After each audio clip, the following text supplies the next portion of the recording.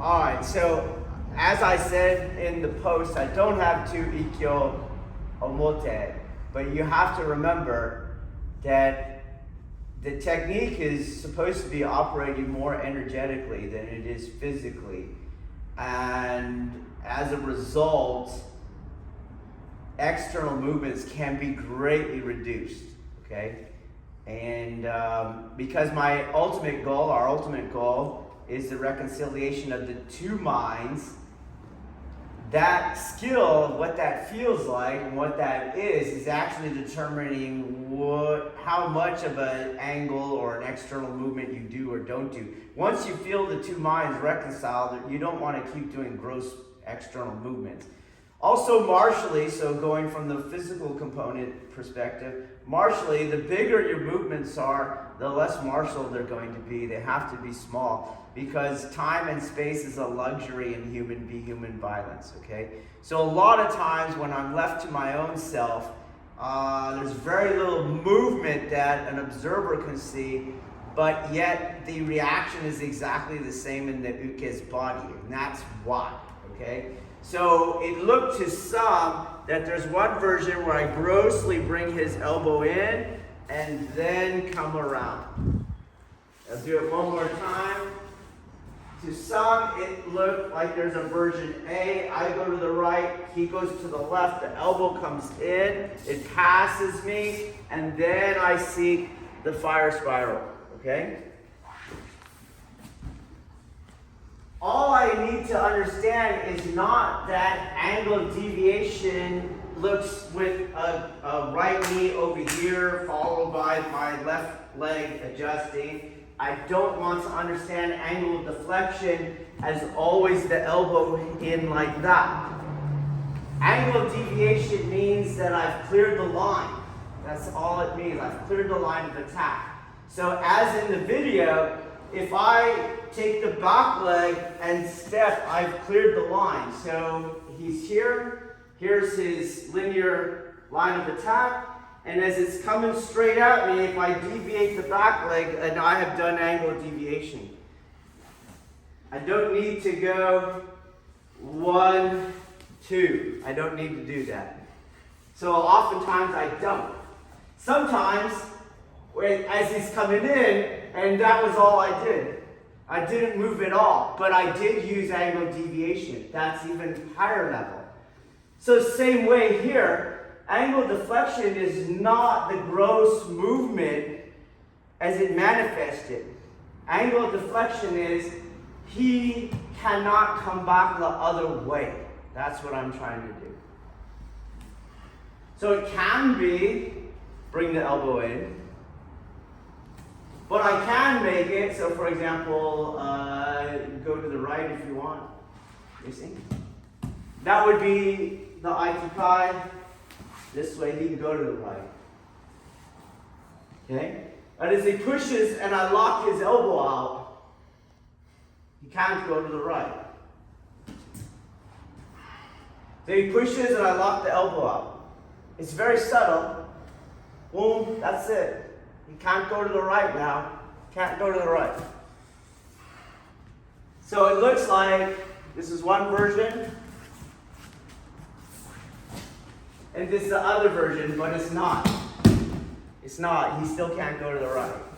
Do you guys see that? Okay, so a lot of times I go ahead and take advantage of this smaller angle of cancellation and angle of deflection, because in doing so, you're going to get a bigger movement. It's as if his arm just becomes a big throwing platform. So we're doing, and boom, that would be exactly what I'm talking about. And that version is not another version. It's just a more internalized version, not an external version. It's not plan B. Now, when it comes to Ura requires that there's some pushback on him, right? At some point, I have to feel that. It's not I do the same thing and then I go over here. Because there was no pushback, and you can see that is the omote opening. That's where I should have entered. Because now I have this mistake. At some degree, you'll feel, oh crap. Don't try to enter on that. That's where you turn. So, if we train kihon waza, you have a couple options.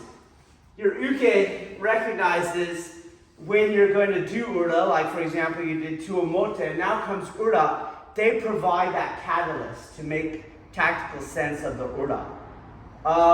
Or you specifically work on ura. Hey, jam up the omote entry, and now we're going to work on only ura. Again, only tradition and culture says 2 and 2. These are skills and you should just be working on them however you need to develop your own skill set.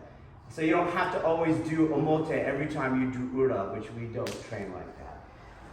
But another thing you can do is I'll modify in kihon the entry slightly. So instead of projecting him where I know he's not going to be able to stop the omote,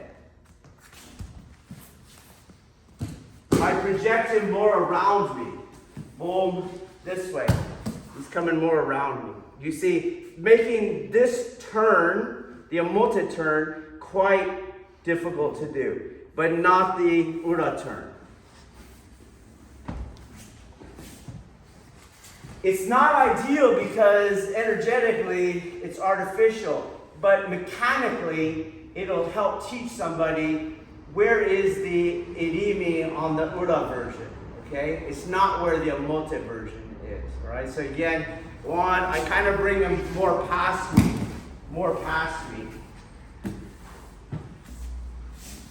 Omote, he goes away from me.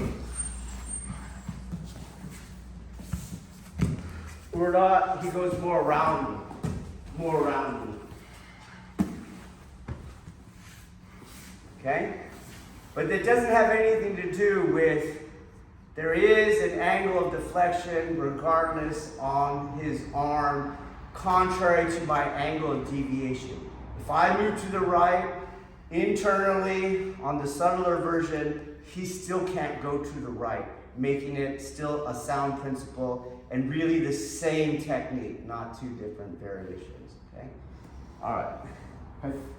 I'm going to try a different explanation or additional one. So remember in kihon waza, you're doing a prescribed energetic purification ritual. And then the assumption is that the hands move the yang qi. The hands circulate the yang and yin qi, okay? And so you do these kind of gross movements. But as you're working from the mystical aspect, the spiritual component, or the physical/martial component, you don't need to make those big movements, okay? Which means you could do your energetic purification rituals with small movements, as I said I often do, okay? Let me do Ikkyo, okay? And so as I come around, the full movement is going to be a knife edge down, fingers down, okay? And I hold this on so his hand can't slide around, okay? The full movement. And if you come around, you can see that it makes his elbow drop, okay? So the architecture, the full architecture itself, if he lifts his elbow, as he would if he had to stand up, makes the pain happen. You see that? So that's an external manipulation of how much movement's in that elbow, okay? But as you come around, here is nowhere near the movement. Do you see? Nowhere near the movement. And try to lift your elbow.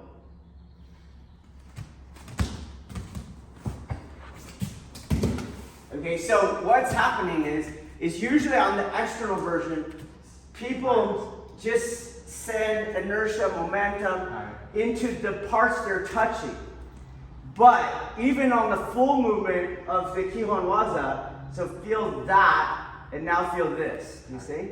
So the energy is going up the arm and taking away the ability for things to move. So if I'm here, you kind of roll your shoulder around, do you see? I send the energy up your arm, do you see? It gets a little harder, a little harder. You can start lightening it up, a little harder, and I'm just in that body now.